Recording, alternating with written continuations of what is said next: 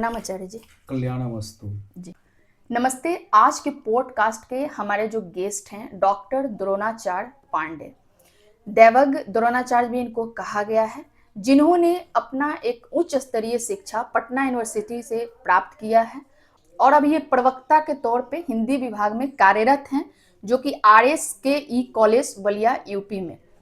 इन्होंने NEET PhD Patna university से किया है और इसके साथ भी इन्होंने ज्योतिष के क्षेत्र में डिप्लोमा इन ज्योतिष एंड कुंडली विज्ञान, डिप्लोमा इन वास्तु विज्ञान संपूर्णानंद संस्कृत विश्वविद्यालय से इन्होंने प्राप्त किया है। और जैसा कि ये अभी ज्योतिष के कार्य में भी अध्ययनरत हैं और जैसा कि ये ज्योतिष के क्षेत्र में बहुत अच्छा कार्य भी कर रहे हैं, तो आइए अब हम लोग डॉक्टर द्रोणाचार्य जी से कुछ ज्योतिष विज्ञान के बारे में बात करते हैं और कैसे ये हमारे शरीर के ऊपर कार्य करता है और क्या ज्योतिष का प्रभाव हमारे जीवन में है या नहीं, इसके बारे में भी आज हम लोग विस्तार से चर्चा करेंगे। तो आइए, स्वागत है आपका हमारे चैनल पे। जी बहुत बहुत धन्यवाद। जी, तो पहले आप ये बताएं, कुछ ज्योतिष के बारे में आप बताएं पहले। देखिए, मैं आपको बताऊं, ज्योतिष शास्त्र जिसको वेद का एक अंग कहा गया है। जी, वेद के 6 अंग होते हैं, जिसमें एक ज्योतिष भी है। और शिक्षा कल्पद्रुम नामक एक पुस्तक है, जी, उसमें कहा गया है ज्योतिषाम एणम चक्षु। जिस तरह से मानव शरीर में नेत्र चक्षु का महत्व है, उसी तरह से मानव जीवन से लेकर के अन्य प्राणियों के जीवन में भी ज्योतिष का महत्व है। क्योंकि इसका संबंध चक्षु से कहा, नेत्र से कहा, लोचन से कहा, तो निश्चित रूप से यह हमारे तीनों काल को देखता है। एक मानव का जन्म जब इस धरातल पर होता है, तो जन्म काल में जिस समय, मैं आपको यहाँ पर एक बात बता दूं कि आजकल के हमारे कुछ जो भाई बंधु मित्र बंधु हैं ज्योतिष के क्षेत्र में, वे गणना करते हैं, संतान उत्पत्ति के बाद की गणना होती है। लेकिन वास्तविकता तो यही है कि कोई भी शिशु, चाहे वह नर हो या मादा हो, जब अपने माँ के गर्भ में पलना शुरू होता है, तभी से उसकी गणना होनी चाहिए। और आपको जानकर शायद यह थोड़ा सा आश्चर्य हो, लेकिन यह बिल्कुल सत्य है कि ज्योतिष हमारा वहां से भी काम करता है।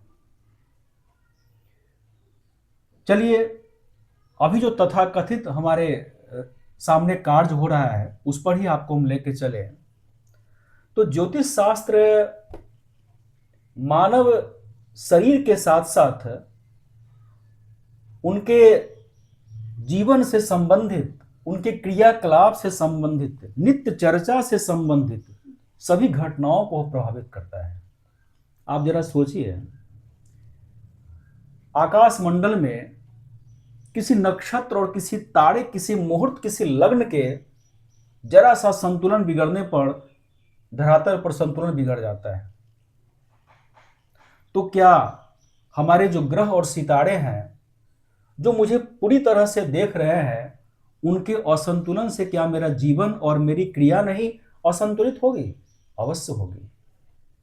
इसलिए जो प्रबुद्ध क्षेत्र है, जो मनीषियों का क्षेत्र है, जो विद्वत जनों का क्षेत्र है, क्योंकि सामान्य नागरिक से मैं थोड़ा ऊपर की बात कर रहा हूं, वो लोग समझते हैं कि ज्योतिष कितना आवश्यक है, इसकी काल गणना, इसके विज्ञान को समझना होता है। आप किसी भी ग्रह को ले लें, जो भी ग्रह है, मुख्य रूप से 9 ग्रहों की गणना होती है। सूर्य से लेकर के केतु तक की गणना है जी। तो अगर आप एक पक्ष को देखेंगे तो ये सारे ग्रह हमारे जीवन में हमारे रिश्ते नाते ही होते हैं। आप इसको रंच मात्र भी कहीं से आडंबर नहीं कह सकते हैं जी। यह जो सूर्य ग्रह है, उसका संबंध पिता से है। कोई भी व्यक्ति अगर अपने पिता को अपने चाचा को, अपने बड़े भाई को सम्मान दे प्रॉपर वे में, जी। वहां किसी प्रकार का कोई वैचारिक मतभेद नहीं हो, तो सूर्य ग्रह को इस रूप में भी ठीक किया जा सकता है। उसके लिए कोई माणिक्य पहनने की बहुत आवश्यकता नहीं होगी। लेकिन जब कुंडली निर्माण के जो 12 भाव होते हैं, वहां पर कुछ ऐसे भाव होते हैं जहां पर सूर्य के बैठ जाने से उनका फल थोड़ा सा गड़बड़ चलता है जीवन में, जो प्रतिकूल हो जाता है। जैसे अगर 12वें भाव में लीजिए, सूर्य अगर 12वें भाव में नीच होकर के बैठेगा तो पिता और पुत्र के बीच में वैचारिक मतभेद देगा ही। अब इसी के लिए हम लोग परामर्श देते हैं, जी। जिनकी कुंडली बनाते हैं, देखते हैं कि सूर्य ग्रह आपकी कुंडली के जन्मांग चक्र के किस भाव में बैठे हैं, उसके हिसाब से फलाफल तैयार करते हैं, फिर परामर्श देते हैं। ये हमारी अपनी जो ज्योतिष है, जी। जो हमारा कुंडली विज्ञान का जो चक्र है, जो तरीका है, जो हम रत्न परामर्श करते हैं, लोगों को बताते हैं, जो अनुष्ठान है, जो अध्यात्म है, यह सब समझिए आपके लिए उसी प्रकार से है जैसे बारिश हो रही हो और आप छाता लेकर चलेंगे तो आप कम भीगेंगे। हो सकता है वर्षा आपको प्रभावित करे, लेकिन बहुत कम मात्रा में। इसी तरह से यह ज्योतिष हमारे लिए वो छाता की तरह है। ये रत्न जो जेम्स हैं, जिनको हम धारण करते हैं, कभी वो जेम्स प्रकाश के माध्यम से काम करता है, कभी स्पर्श के माध्यम से काम करता है, तो ये उसी तरह से हमारी सुरक्षा प्रदान करता है। और हम इसके माध्यम से जान जाते हैं कि वर्तमान समय में हम किस ग्रह की महादशा में, उसमें कौन सी अंतरदशा है, कौन सा प्रत्यंतर है, और वह हमारी कुंडली में कहाँ बैठा है, उसकी दृष्टि किस पर पड़ रही है, उसके अनुसार हम एक मार्गदर्शन तैयार करके अपने पास आए हुए लोगों को लाभान्वित कराते हैं, और निश्चित रूप से इसका लाभ उन्हें मिलता है। तो ज्योतिष इस रूप में हमको सभी जगह प्रभावित करता है। क्या नक्षत्रों का भी हमारे जीवन पे प्रभाव पड़ता है? बहुत सुंदर आपने प्रश्न किया। जी। नक्षत्र जिनकी संख्या 27 है, जी। उसमें एक अभिजीत नक्षत्र है। जी। अश्विनी नक्षत्र से इसका प्रारंभ होता है। जी। ठीक है। तो जिस नक्षत्र में जिस जातक का प्रभाव होगा, क्योंकि उसका जन्म उस नक्षत्र में हुआ है, तो उस नक्षत्र के जो गुण है, जो उसके अपने दोष है, उस काल में जन्म लिए हुए जातक को पूर्ण रूप से प्रभावित करता है। अच्छा। अब आप आइए, 6 ऐसे नक्षत्र हैं जिनको हम लोग क्या, हमारे विद्वानों ने, हमारे जो मनीषी, जो दैवज्ञ हैं, जो ज्योतिष के बड़े शीर्ष पर बैठे हैं, उन लोगों ने भी कहा है कि भाई 6 ऐसे नक्षत्र हैं जो सतैसा के नक्षत्र हैं। अच्छा। अश्विनी है, रेवती है, मूल है, ज्येष्ठा है, आश्लेषा है। अब ये नक्षत्र ऐसे हैं जिनमें जातक का जन्म होगा तो वो नक्षत्र प्रभावित करेगा पूर्ण रूप से। अच्छा। कहीं पर पुष्य नक्षत्र है, उसका अपना प्रभाव है, बड़ा श्रेष्ठ नक्षत्र होता है पुष्य। आप किसी जातक का जन्म हुआ रोहिणी नक्षत्र में, आइए, भगवान श्री कृष्ण का जन्म हुआ रोहिणी में, तो 27 में से आपके शरीर के जो सारे अंग है एक समान तो हो नहीं ना सकते। असमानता और भिन्नता तो प्रकृति में है जी। तो इन नक्षत्रों में क्यों नहीं होगा? 27 नक्षत्रों की संख्या है, उसमें कुछ नक्षत्र हैं जिनके बड़े अच्छे प्रभाव है, कुछ नक्षत्र हैं जो मानव को वहां तक स्पर्श करते हैं। उनके चरणों का भी, प्रत्येक नक्षत्र में 4 चरण होते हैं, सबका अलग अलग होता है, सबकी अलग अलग दृष्टि होती है। इसलिए यह कहना कि नक्षत्र हमें प्रभावित करता है बिल्कुल सत्य है। कभी कभी हमारे कुछ ऐसे मित्र जो कुंडली बनाते समय और उसका प्रेडिक्शन निकालते समय केवल ग्रहों की गणना कर लेते हैं, ग्रहों के हिसाब से निकालते हैं, लेकिन नक्षत्रों को नहीं पकड़ पाते हैं, वहां पर थोड़ी सी चूक हो जाती है। इसलिए हमें नक्षत्रों के भी फल को देखना चाहिए। कौन से नक्षत्र में अगर बच्चे का जन्म हो तो वो बच्चे में एक अच्छा गुण हो? बहुत अच्छा प्रश्न किया आपने जी। नक्षत्रों में एक पुष्य नक्षत्र है जी, जिसको प्रायः सभी विद्वानों ने श्रेष्ठ माना है। बड़े शुभकारी कल्याणकारी माना है उसे। यहां तक कि अगर आप पुष्य नक्षत्र में कोई कार्य संपादित करते हैं ना, तो उसका फलाफल 4 गुना प्राप्त हो जाता है। अच्छा। और इसकी राशि कर्क हो जाती है, स्वामी चंद्रमा है। जी। तो अगर यहाँ बच्चा जो जातक जन्म लेगा, शीतलता रहेगी, निर्मलता रहेगी, उसके अंदर सहानुभूति आएगा, एक दूसरे के दुख में समझने को, दौड़ कर काम करने की, ये सारी आदतें होगी उसमें, और वो बड़ा ही तीव्र मस्तिष्क वाला होगा। अच्छा। लेकिन अगर आप यहीं पर एक ऐसे नक्षत्र में बात का आपसे करूं, जी जी। मूल नक्षत्र, उसे आप अच्छा। ले लीजिए। मूल नक्षत्र जो कि 27 के 6 नक्षत्रों में से एक वो भी नक्षत्र है। लेकिन यहां पर इसको जो 4 चरण है, इसका जो पहला चरण है, वहां अगर जातक का जन्म हुआ उस काल में, तो पिता को प्रभावित करता है वह जातक। दूसरे चरण में जाएगा, माता को प्रभावित करेगा। तीसरे चरण में उसका स्वयं, उसके जीवन में प्रभाव आएगा इसका।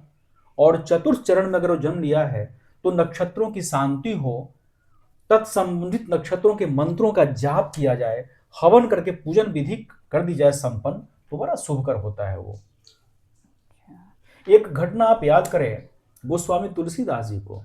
जी चूंकि आप जब नक्षत्रों की बात कर रही हैं, जी। तो यहां पर योग और करण भी होता है। मुहूर्त, लग्न, नक्षत्र, योग, करणादिशु। अच्छा। योग में एक है गंड मूल योग। जी। अगर उस योग में किसी जातक का जन्म होता है, तो बड़े कष्ट होते हैं। कभी कभी वह जातक बहुत ही जल्द इस संसार को छोड़ के चला जाता है। मैंने उदाहरण दिया गोस्वामी तुलसीदास का। गोस्वामी तुलसीदास जी का जन्म हुआ था गंडमूल योग में। जन्म के कुछ क्षण ही बाद ही उनकी माता चली गई। कुछ दिन बाद, 2-4 ही दिन बीते होंगे, उनके पिता चले गए। अब उस बालक को देखने वाला कोई नहीं था। उसकी मौसी आई, वो गोद ले ली। मौसी भी चली गई, वो भी नहीं बच पाई। अब उस बालक से लोग डरने लगे। तो एक दासी थी, चुनिया नाम की दासी, जी। उसने उस बालक को गोद लिया। लेकिन देखिए दुर्भाग्य, चुनिया भी चली गई। उस बालक को लोगों ने घर के बाहर फेंक दिया। उसी रास्ते से बाबा नरहरि दास गुजर रहे थे, वो अपने आश्रम ले गए। और वही गोस्वामी तुलसीदास की प्रसिद्धि आप देखिए। उनको कली काल का वाल्मीकि कहा गया है। तो ये होते हैं, नक्षत्र हमें पूर्ण रूप से प्रभावित करते हैं। लग्न, योग और करण भी प्रभावित करते हैं। इसलिए जब हम लोग कुंडली का निर्माण करते हैं, तो उसमें देखते हैं कि बालक या बालिका का जन्म किस योग में है, किस करण में है। आचार्य जी, राशियों के संबंध में हम लोग जो प्रेडिक्शन करते हैं, उसका क्या एक आधार होता है? बहुत अच्छा प्रश्न है आपका। सामान्य रूप से यह प्रश्न लगभग लोग यहाँ पर उठाते हैं और अपने जीवन में इसका इस्तेमाल भी करते हैं। मैं आपको बताऊं कि जब हम राशियों का अध्ययन करते हैं, तो तत्संबंधित जो राशि है उसके स्वामी ग्रह को देखते हैं। जैसे आपके लिए, आइए मैं आपको बता दूं, यहां पर सबसे पहले हम सूर्य ग्रह को लेते हैं, और इसकी जो राशि बनती है वो सिंह राशि होती है। सूर्य ग्रह की? जी, अच्छा। सूर्य ग्रह।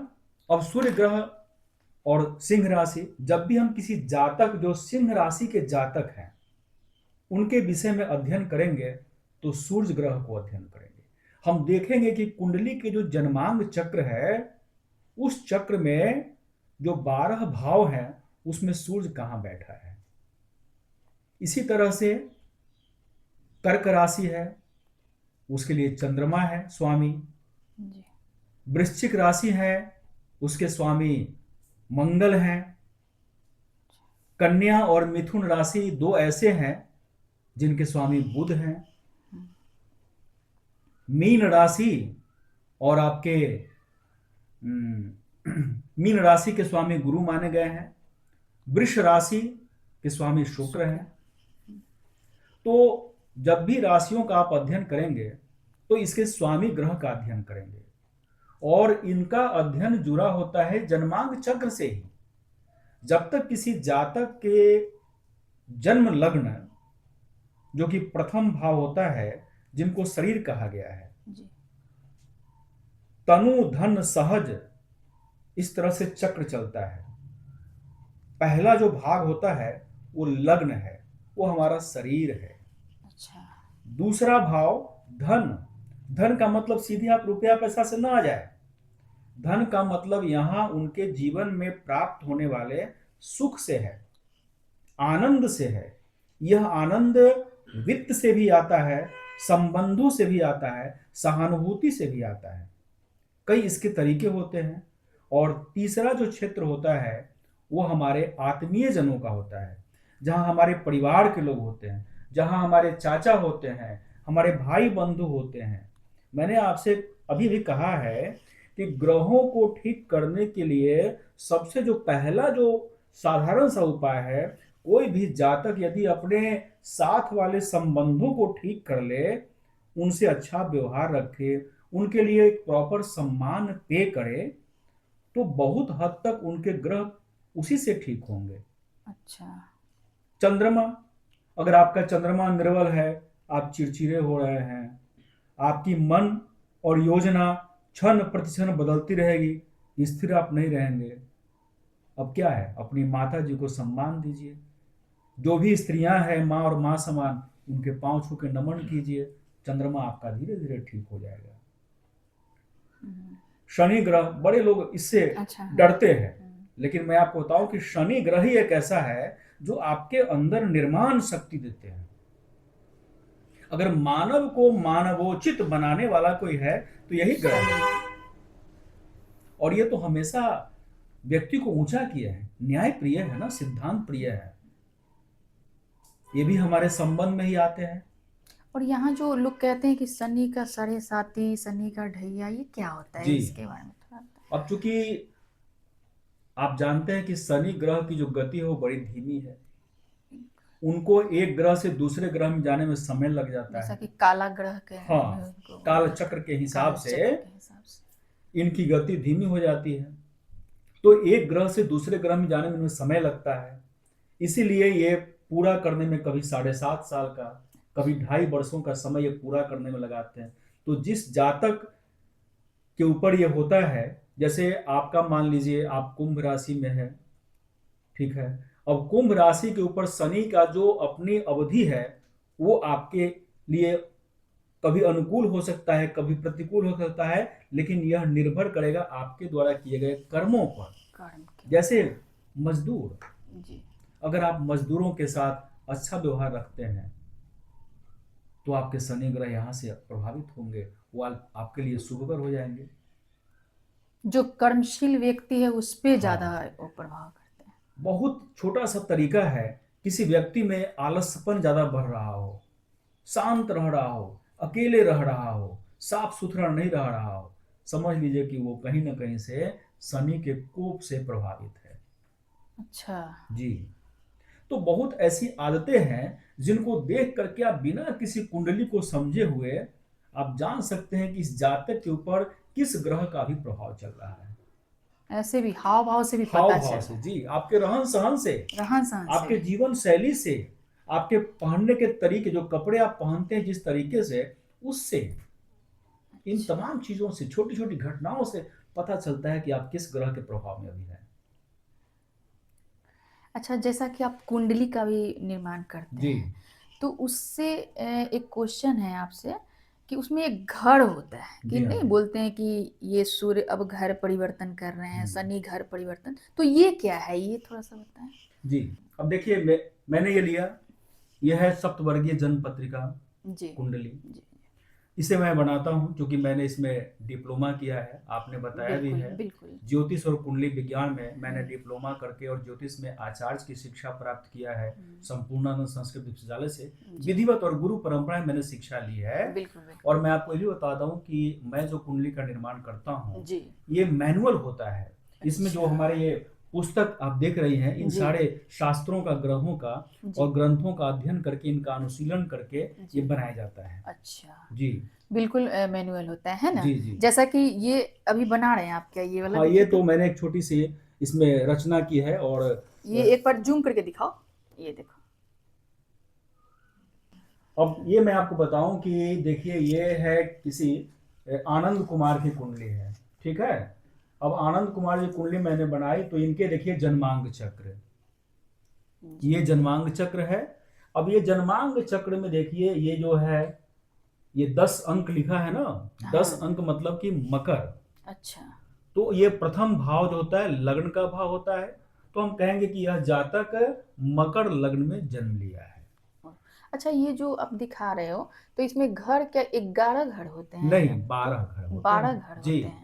1 से लेकर अच्छा 12 तक। जी। और इसकी गणना जो होती है वो बाएं तरफ से शुरू होती है। अच्छा कुंडली के अच्छा। साथ यही है। जैसे यहाँ मैंने 10 दिया, अब ये 11 आएंगे, 12 आएंगे, 1 आएंगे, 2 आएंगे, इस तरह से गणना करते हैं हम 12 तक जाएंगे। कभी कभी ऐसा भी होता है कि एक घर में दो, मतलब जैसे सूर्य बैठते या हैं। बैठते होंगे, हाँ हाँ हाँ। जैसे राहु इसके हो लिए गए आपको या पंचांग शनि। की, हाँ, ये पंचांग भी। की सहायता लेनी पड़ती है। जी। ऋषिकेश पंचांग और महावीर पंचांग और विश्वविद्यालय पंचांग, मैं 3-4 पंचांगों की सहायता लेकर के यह काम को करता हूँ। इसमें कालांश है, विकलांश है, बहुत सारी चीज़ें हैं इसके गणित में, क्योंकि यह तो गणितीय विषय है ना, ज्योतिष गणितीय विषय है। अच्छा बिल्कुल। जी हाँ। तो ये सारे ग्रहों की गणना करके कहीं ना कहीं उन्हें एक, स्थान दिया जाता है। कहीं ना कहीं ज्योतिष को विज्ञान से भी जोड़ कर देखा है, कहीं ऐसा कहीं है क्या? नहीं, ज्योतिष पूर्ण बिल्कुल रूप से विज्ञान है। पूर्ण रूप से। जी अच्छा ठीक है, अभी तक तो हम लोगों ने ये चर्चा कर लिया है ना, जी। और राशियों के बारे में या फिर लग्न को भी हमने देखा। अब ये कुछ आप जानकारी दें कि जो एक रत्न का जो आप परामर्श देते हो, तो कैसे, मतलब एक राशियों से जोड़कर या फिर कैसे देते हो आप, इसके बारे में थोड़ा बताओ। बहुत अच्छा प्रश्न है। अक्सर यहाँ पर लोग दिग्भ्रमित हो जाते हैं। रत्न को धारण करते समय बहुत सावधानी की जरूरत होती है। अच्छा सबसे पहले देखना चाहिए किसी भी ज्योतिषाचार्य को कि आप जिस जातक को रत्न का परामर्श कर रहे हैं धारण करने के लिए, तो आप देखें कि उस जातक का जन्म किस लग्न में हुआ है। लग्न से जोड़ के रत्न पहनना जी। है, और उसमें राशि भी ऐड होना चाहिए। राशि को तभी हम पकड़ेंगे जब उस राशि या उस राशि के जो मित्र ग्रह हैं अच्छा वो कुंडली के 6ठे भाव में, 8वें भाव में और 12वें भाव में न हो तभी। क्योंकि जो जन्मांग चक्र के 6ठा भाव होता है, जिसको कहते हैं शत्रु और रोग का घर, 8वां घर जो कि जीवन और मृत्यु का घर है, अच्छा 12वां घर जो कि व्यय का घर है। तो हमें मुख्य रूप से 3 घर पर ध्यान देना होता है, 8, 6 और 12। इन घर में जो ग्रह बैठे होते हैं उनके रत्न को हम नहीं पहनाते हैं। अच्छा। यह लाभ नहीं देता है, विपरीत हो जाता है, प्रतिकूल प्रभाव देने लगता है। तो यहां पर ध्यान देना होता है कि जातक का जन्म किस लग्न का है। अब उस लग्न का हम देखेंगे स्वामी ग्रह कौन सा है। जैसे मान लीजिए इसी कुंडली में आप देखिए तो आप समझ पाएंगे, बहुत अच्छे तरीके से मैं आपको समझा दूं। यह जो 10 अंक मैंने लिखा है, जी यह लग्न के घर में 10 अंक है, जो बताता है कि इस जातक का जन्म मकर लग्न में हुआ है। और मकर लग्न के स्वामी शनि होते हैं। तो हम क्या सीधे देखकर बोल देंगे कि आप शनि से संबंधित नीलम धारण करें? नहीं, यहां भी हम अध्ययन करेंगे कि हम शनि का, शुक्र का और बुध का हम रत्न धारण कराएं जातक को। लेकिन अब मुझे देखना पड़ेगा कि ये जो 3 ग्रह हुए, एक शनि प्रधान ग्रह है, 2 इसके मित्र ग्रह हो गए शुक्र और बुध, क्या ये जन्मांग चक्र के 6, 8 और 12 भावों में तो नहीं बैठे हैं। अगर यहां पर होंगे तो हम सीधे रोकेंगे। फिर देखेंगे कि शनि इनकी कुंडली में कहां बैठे हैं, किस स्थिति में है, कितनी डिग्री का है, अच्छा। क्या वो नीच भाव में है, उच्च भाव में है, सम भाव में है। ये हम जानेंगे तभी रत्न धारण करने का परामर्श देंगे। इसलिए रत्नों को धारण करते समय बड़े सावधानी की जरूरत होती है। कुछ ऐसे रत्न है जो बड़े जल्दी प्रभाव दिखाते हैं। जैसे वो कौन से रत्न है? बड़ा अच्छा सवाल है। सामान्य लोग से समझते हैं कि शनि का रत्न नीलम बहुत जल्दी प्रभाव देता है। यह अक्सर सत्य है। जनरली तौर पे ये लोग कहते हैं नीलम पहन लो। कौन सा सूर्य बताए? का रत्न माणिक्य है। अच्छा, मानिक है, नीलम है। चंद्रमा का रत्न आपको मोती है। और उस साथ साथ मून स्टोन जो व्यय कम कराता है। अगर आप मंगल की बात करें तो मूंगा है। मूंगा भी आप जाने दो तरह के होते हैं, एक लाल मूंगा, एक सफेद मूंगा। अच्छा, तो लाल मूंगा किस चीज के लिए, लाल सफेद? मूंगा का संबंध सीधे मंगल से। मंगल अगर आपके 7वें भाव में बैठे हो, चौथे भाव में बैठे हो, तृतीय भाव में बैठे हो, तो वहां पर लाल मूंगा धारण करना होता है। कोई स्त्री जातिका है, अगर वो स्त्री संबंधी बीमारी से जूझ रही है, जहां पर रक्त का स्राव ज्यादा हो रहा है, परेशानी आ रही है, वहां पर आप उसको मूंगा धारण कराएं, वो बहुत जल्दी ठीक हो जाएगी। इसी तरह से कोई ऐसा जातक हो जिसे शुगर की परेशानी आ रही हो, उसका जो डायबिटिक है वो संतुलन में नहीं है, तो आप देख ले कि इसका मंगल और गुरु किस स्थिति में है कुंडली में, और उसे आप सफेद मूंगा धारण करा दे, तुरंत उसका जो शुगर है, जो डायबिटिक है, वो कंट्रोल हो जाता है। अच्छा, एक जातक को रत्न धारण करने के बाद कितने दिनों में उसको एक प्रभावशीलता दिखने हाँ, लगेगा? यह भी प्रश्न आपका, चूंकि बहुत सारे लोग हम लोगों से भी प्रश्न करते हैं बिल्कुल, कि क्योंकि आचार्य जी, जी, हम पढ़ने हैं और मुझे कुछ समझ नहीं आ कुछ रहा है। नहीं समझ में आ रहा है। हाँ। और ये कहते हैं कि पहनने के बाद भी कुछ असर नहीं हो रहा है, बहुत तरह की बातें जी करने जी जी लगते जी। हैं। तो देखिए, विधियां है ना उसकी।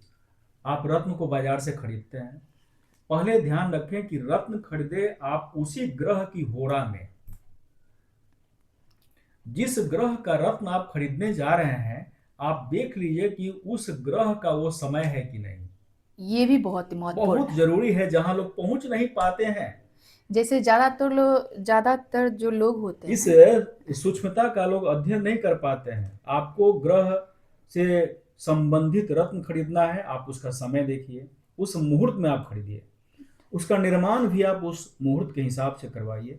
फिर आप उसे तत्संबंधित ग्रह के मंत्रों से उसका पाठ करके, पूजन करके उसे आप अभिमंत्रित करें, और तब उस रत्न को धारण करें। धारण करने के ठीक आपको 33 से 35 दिनों के अंदर में अपना पूर्ण प्रभाव दिखाएगा। अनुष्ठान करते हैं 23 दिन, कुछ ऐसे अनुष्ठान होते हैं 43 दिन, लेकिन रत्नों का 33 दिन है। कुछ ऐसे उसमें भी रत्न है जो और उससे पहले प्रभाव में आते हैं। समस्या यहां यह होती है कि हम किसी जातक को कोई रत्न पहना देते हैं, उसका प्रभाव नहीं दिखता है, निराश हो जाता है वह। बिल्कुल। लेकिन मैं आपको बताऊं, जब वर्षा होती है तो धरती पर समान रूप से होती है। कहीं जल अधिक जमता है, कहीं कम जमता है। जहां गड्ढा होता है वहां जल अधिक जम जाता है, जहां कम गड्ढा, कम जमाव। कोई व्यक्ति बीमार पड़ता है, उसके साथ जो इलाज होती है, उसकी दवा बड़ी जल्दी काम करती है, किसी की धीरे से काम करती है। यही स्थिति रत्न के साथ भी है। वह जातक जो रत्न धारण किया है, क्या उसका पीछे का कुछ ऐसा कर्म है जिसको वह रत्न भी धीरे धीरे उस कमियों को भर रहा है? तो आपने जो रत्न धारण किया, वो आपकी पहले की कमी को भी तो भर रहा है।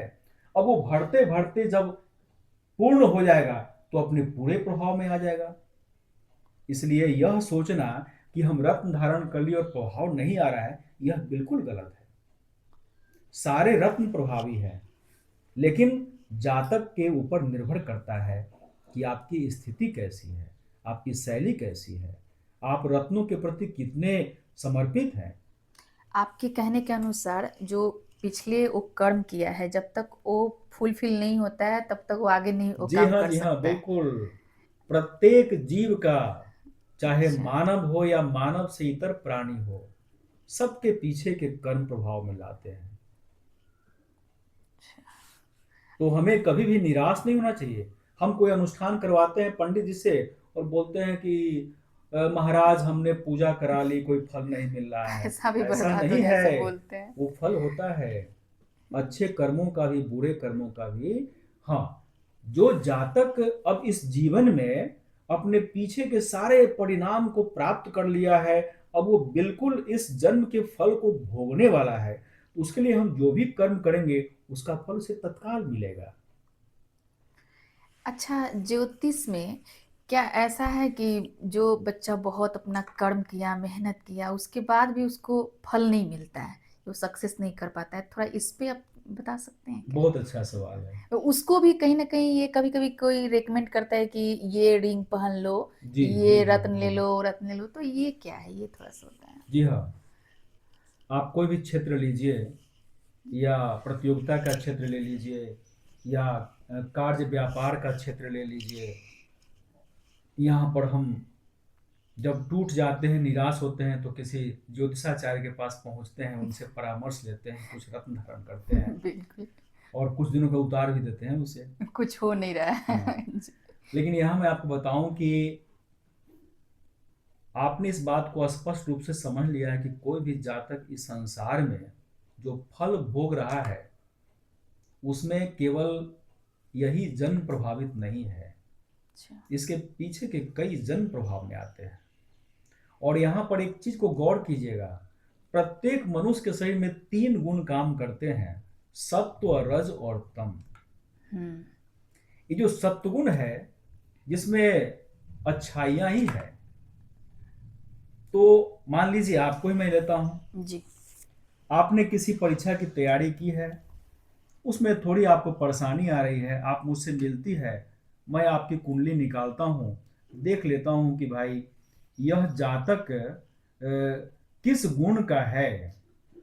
तो अगर आपका इसमें सत्वगुण की अधिकता हमको कुंडली में मिल जाती है, तो हम जो भी रत्न आपको धारण करेंगे वो तुरंत प्रभाव आ जाएगा, क्योंकि अच्छा। अब उसको फल लेना है ना।